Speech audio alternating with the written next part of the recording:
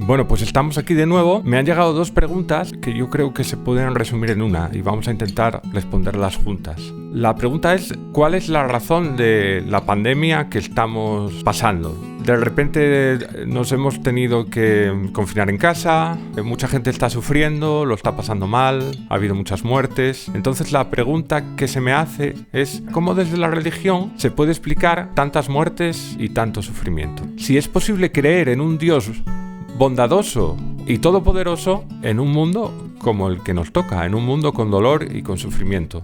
¿Es responsable creer en un mundo así? ¿Acaso Dios castiga? ¿Dios nos está castigando por algo? Ese es el temazo.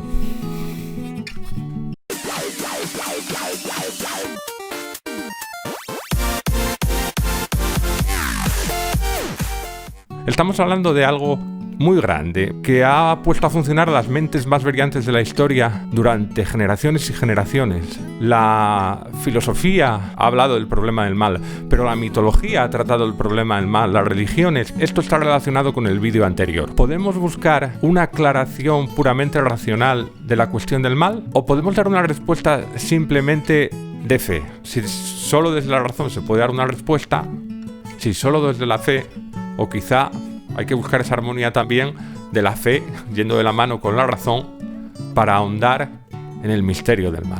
Vamos a intentar aclarar un poco de qué hablamos cuando hablamos del mal. Vamos a dividir el mal en mal físico y mal moral. Del mal físico. Hablamos del mal en el que no hay responsabilidad humana. Por ejemplo, un terremoto, una enfermedad que no es causa de la voluntad humana. El mal moral. El mal moral sería cuando ya vemos una responsabilidad clara. Un asesinato es un mal muy claro, ¿no? Alguien mata a otra persona. Es claro que hay una diferencia entre el mal en que puedes buscar un responsable, que hay una acción moral, y un mal que en principio no puedes acusar a nadie.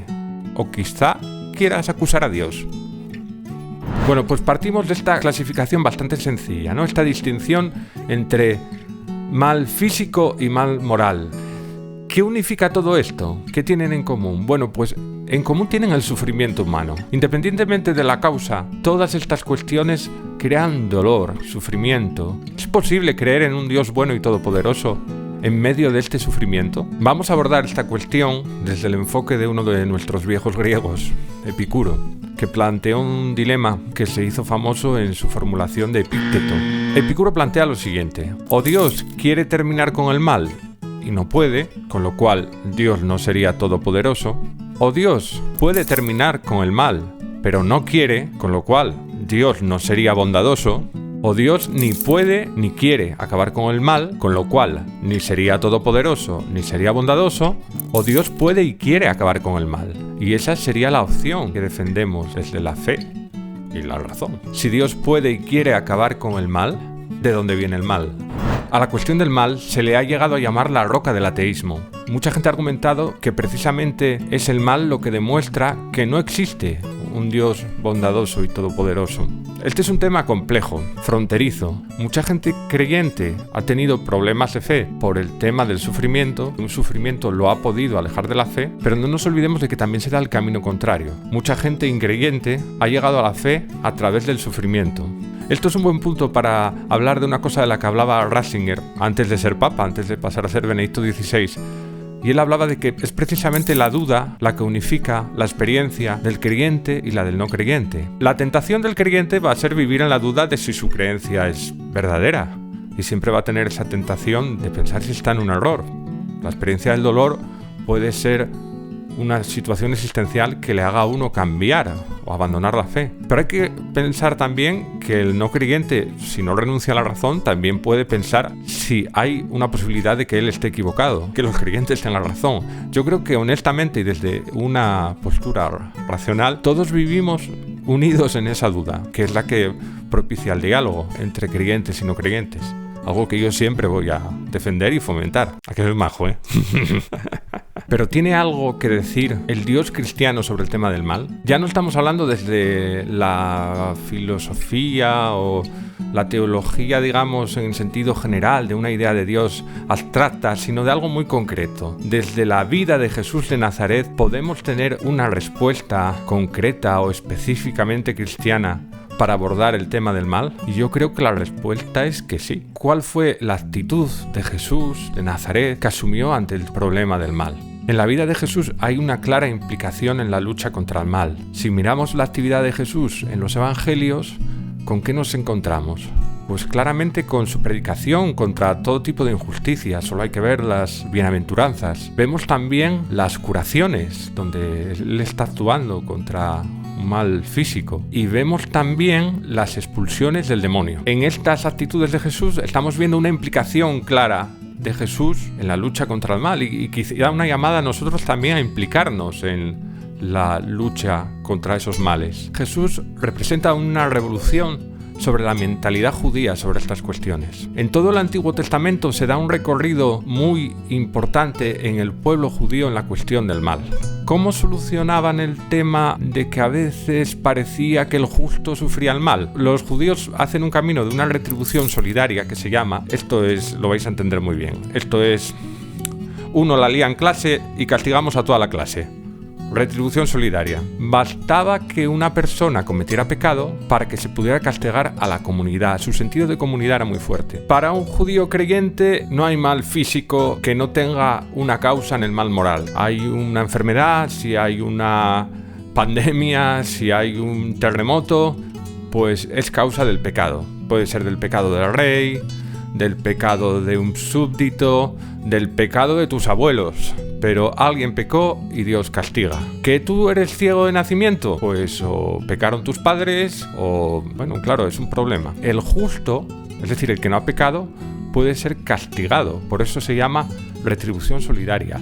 Y solucionas un gran problema, que es ese de por qué sufre el justo. Bueno, pues por el pecado de otro. Esa tesis con los tiempos se va poniendo en solfa. Hay una cosa muy interesante. A veces entendemos la Biblia como algo monolítico, donde no hay evolución, y claramente hay evolución de ideas. Y claramente la Biblia se escribió durante 1000 años. Es palabra de Dios, pero también palabra humana. Y en ese sentido sí hay una evolución del pensamiento humano. Libros como el libro de Job o la literatura profética de Jeremías y Ezequiel, donde se va a cuestionar eso. Dios no va a castigar al justo por el pecado del injusto. Cada uno va a pagar por su culpa. Se parte de esa retribución solidaria a una retribución individual. Este tema que estamos tratando se clarifica mucho en el Evangelio de Juan, en el principio del capítulo 9. Vamos a leerlo.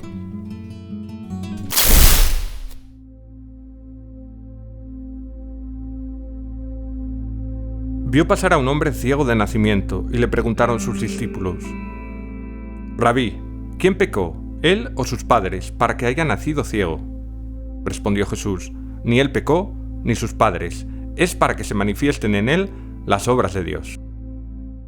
Esto supone una revolución para la mentalidad judía. Estamos hablando del caso de un ciego de nacimiento. Claro, sus discípulos le preguntan, bueno, ¿aquí quién pecó? ¿Pecaron sus padres? Jesús saca la cuestión de ahí. Ni es cuestión del pecado de los padres, ni es cuestión de su pecado. Dice, es para que se manifiesten en él las obras de Dios. Y Jesús va a curar a este ciego de nacimiento. De una concepción en que este mal físico, un ciego de nacimiento, se quiere atribuir a un mal moral, es decir, al pecado concreto de sus padres o de alguien, pasamos a responder desde el misterio de Dios y desde la misericordia de Dios. Jesús no está respondiendo al problema del mal o por qué al sufrimiento o si Dios castiga o no, pero Jesús nos está dando una pauta clara de la implicación en el problema del mal. ¿Cómo podemos analizar la respuesta de Jesús en esta escena concreta de la curación del ciego de nacimiento? Uno de los enfoques que creo que da más luz a esta cuestión y que se puede relacionar con acaba de entrar una mosca. En esta escena de la curación del ciego de nacimiento, Jesús apunta en una dirección que va a tener suma importancia en la teología. Cuando abordamos la cuestión del mundo como lugar de dolor y de sufrimiento y de cómo Dios permite ese sufrimiento, también hay que pensar en la perspectiva de la esperanza, quiero decir, de la esperanza de la superación de ese dolor. En este ciego se está manifestando la obra de Dios. Esperar a que se manifieste la obra de Dios, esperar a que la creación llegue a la culminación donde Dios la quiere llevar. Habría que llevar la cuestión a otro punto, que es ¿por qué la salvación es un proceso? No tanto porque hay dolor y sufrimiento, sino porque hay un camino de dolor y sufrimiento.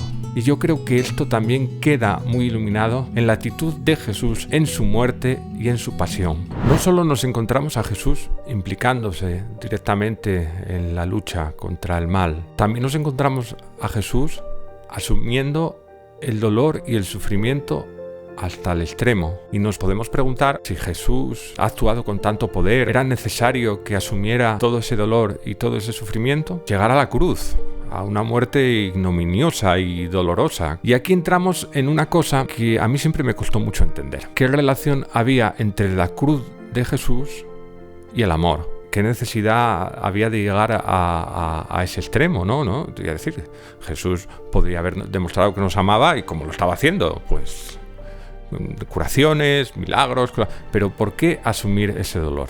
Yo creo que para entender esto es muy necesario recurrir a la experiencia vital de cada uno. A ver, me podéis estar viendo gente muy diferente y de muy diferentes edades, pero a poco que hayáis pasado en la vida, yo creo que os habréis dado cuenta de que hay ciertos sufrimientos que quizá no os ahorraríais, que hay ciertos sufrimientos que están asociados al amor. Un ejemplo paradigmático puede ser el de los padres. En el momento que unos padres asumen tener hijos, saben que eso va a ser un sufrimiento, que va a dar problemas. Bueno, esto lo sabéis muy bien los que sois papás y mamás. Pero ¿te ahorrarías ese sufrimiento? ¿Renunciarías a tener a tu hijo para ahorrarte ese sufrimiento? Yo creo que a poco que lo analices, te vas a dar cuenta de que el amor siempre implica una posición de fragilidad. Un padre tiene gran amor a sus hijos, pero también tiene una fragilidad, pues ese temor a que sufran daño. Parece que está muy unido en la vida la experiencia del amor y la experiencia del sufrimiento. Y no es un sufrimiento sin sentido, sino un sufrimiento que te construye. Es el dolor de la entrega. No podemos decir que es un dolor inútil. Y aquí ya estamos en una dinámica que yo creo que Jesús marca de manera ejemplar. La máxima entrega se encuentra con el máximo sufrimiento, que no puedes amar sin hacerte vulnerable. El camino de Jesús es mostrar el máximo amor, mostrando la máxima vulnerabilidad. Por eso pierde el sentido de la gente que le decía a Jesús en la cruz: bájate de la cruz si eres el Hijo de Dios, si tienes poder. No estaba mostrando Jesús su poder, estaba mostrando su amor. Por eso no tendría sentido que Dios se bajara de la cruz. Esto, que en el ejemplo de Jesús se ve de manera sublime, yo creo que se puede vivir desde el día a día de la entrega de cada uno, del sufrimiento de cada uno. Todos hemos sufrido por nuestros amigos, por la gente que queremos, y no rechazaríamos ese sufrimiento. Piensa en ese sufrimiento que te ha hecho crecer, que te ha hecho mejor. Hay un sufrimiento que no es absurdo. ¿Qué le diríamos a nuestro amigo Epicuro? Pues que sí, que Dios puede y quiere acabar con el mal. Eso sí, hay que verlo como un proceso, como un camino de la pasión de Jesús, donde sí que hay un momento donde el sufrimiento puede parecer un sinsentido, pero queda iluminado desde la perspectiva de la resurrección, de la superación de ese mal. San Pablo nos da una imagen muy potente para hablar del sufrimiento del mundo. Habla de que la creación entera gime con dolores de parto. Miradlo desde esa perspectiva. Hay las que sois mamás, a veces pues tenéis recuerdos del parto que son, complicadillos. Todo parto es doloroso, incluso en el mejor de los casos. Pero, ¿acaso alguien se acuerda del dolor cuando ve el niño o la niña? La imagen, yo creo que potente y hermosa que nos da San Pablo con respecto al sufrimiento del mundo. La humanidad entera gimiendo con dolores de parto.